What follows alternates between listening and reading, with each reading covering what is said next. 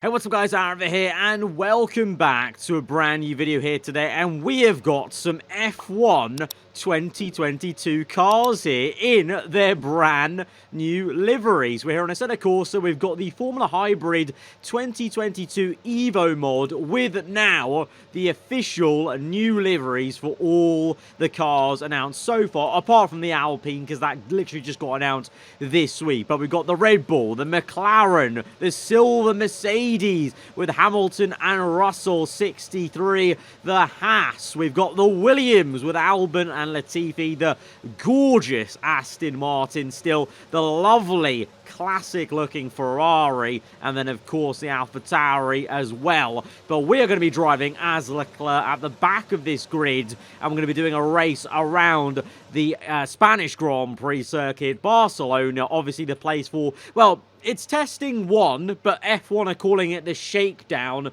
because they're not officially broadcasting it, which I find a bit weird, but there you go. So, you know, if we can't watch any actual testing, you can watch some virtual F1 2022 cars in action to kind of maybe quench your thirst for some F1 2022 action. And the first kind of F1 2022 gameplay of any kind with mods, etc. This is going to be a lot of fun. These cars look epic out here, and I bet they'll look even better racing out on track. This is the closest thing we're going to get probably this year to an actual proper F1 2022 mod in a game, because these cars are obviously very, very different to the Codemasters one. I mean, you know, F1 2021, I'm sure there'll be some skin mods there, but in terms of the car shapes and how cool these new copper cars look with liveries that are made for this shape, this is the closest thing we may get. The AlphaTauri is round, and these AI never cease to amaze me with how aggressive they are, although this car does feel a bit different.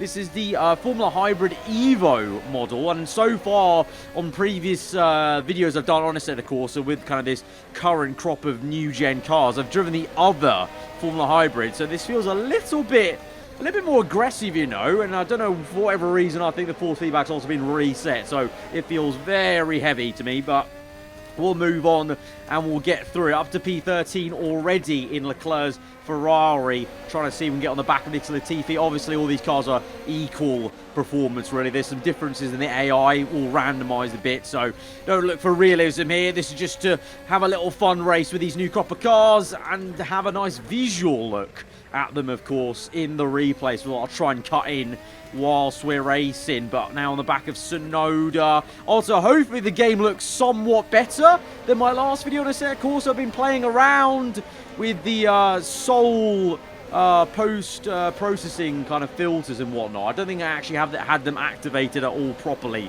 beforehand, so hopefully this looks little bit better than maybe what we've had previously, as we're now going to catch up to Sonoda, get a good tow, DRS open, and we're going to get Hamilton as well, and the new silver Mercedes. Nice to see it, the silver hours back in silver.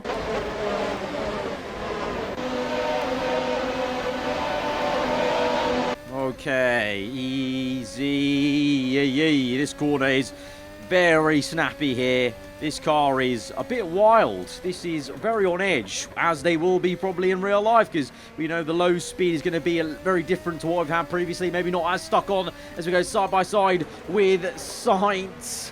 Ferrari v Ferrari, this may be an issue that crops up this season, you know, and Sainz's AI hold him up quite nicely, but can we go around the outside? Come on, Sainz!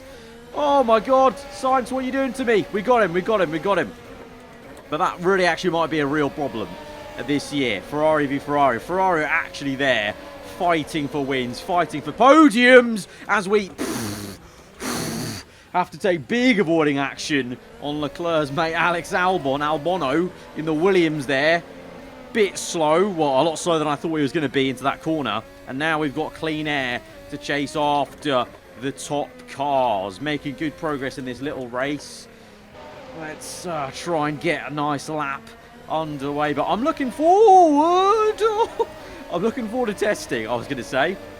My god, all the reactions coming out today. Yeah, I'm looking forward to testing. I think I'll be posting this video, I think, on Wednesday, on the first day of testing, which, as I said in the intro, is testing 1, but F1 strangely are calling it like a shakedown with no broadcasting, which I find very weird. Let me know in the comments below if you agree with me. You know, I find it odd. You know, we've got this new crop of cars, exciting, you know, some exciting driver changes, you know, massively exciting cars, obviously, for every team, you know, very, very different, some new style liveries as well, and just a new era, a kind of sub-era in the V6 era of Formula 1. I find it very odd they're not broadcasting the first testing of this whole thing, but like I said, they're kind of marketing it as like a shakedown where the teams aren't, I don't know, pressurized by cameras or what. I don't know.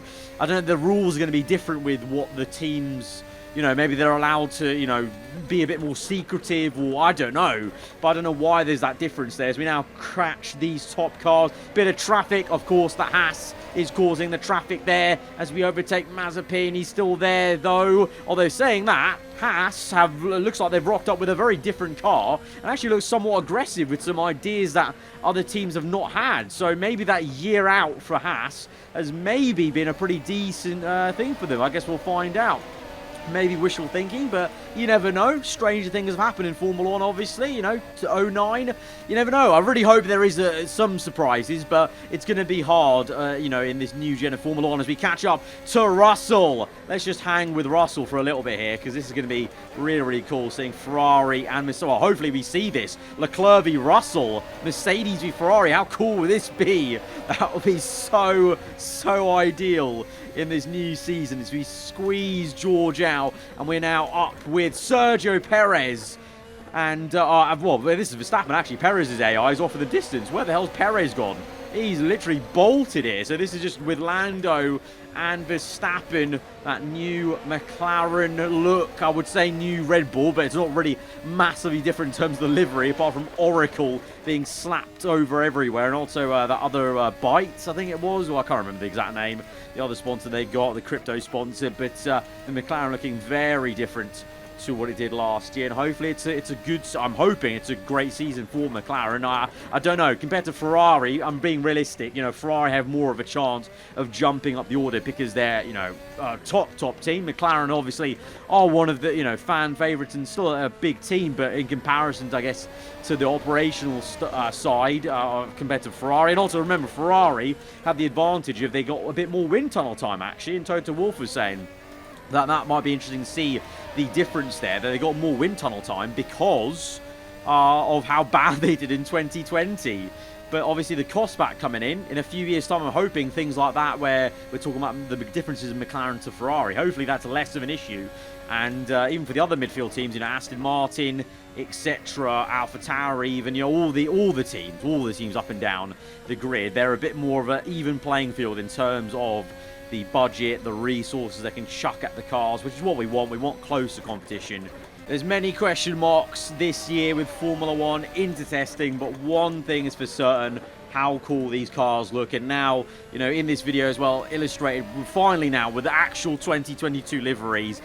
Yeah, I mean, they all, I mean, even the quote-unquote bad ones still look really, really sick, but the good ones, oi, look amazing, and we just can't catch Perez here. So close there. Maybe one more lap we would have had him in this little tester race at Catalonia, Barcelona. That's going to be it for today's video. If you did enjoy it, hit that like button. Let me know what you thought in the comments below. And let me know what other scenarios you may want to see me do with this new 2022 mod, the Hybrid Evos, with obviously now the updated liveries. Of course, we'll be getting the Alpine and then obviously the Alfa Romeo as well once those comes out. So let me know what kind of races or kind of, you know, challenges or scenarios, whatever you want to see really from this mod, because like I said at the start, this may be the closest thing we get to a 2022 mod sort of gameplay, you know, version, because the cars are so different to last year that it may not be possible to get a nice looking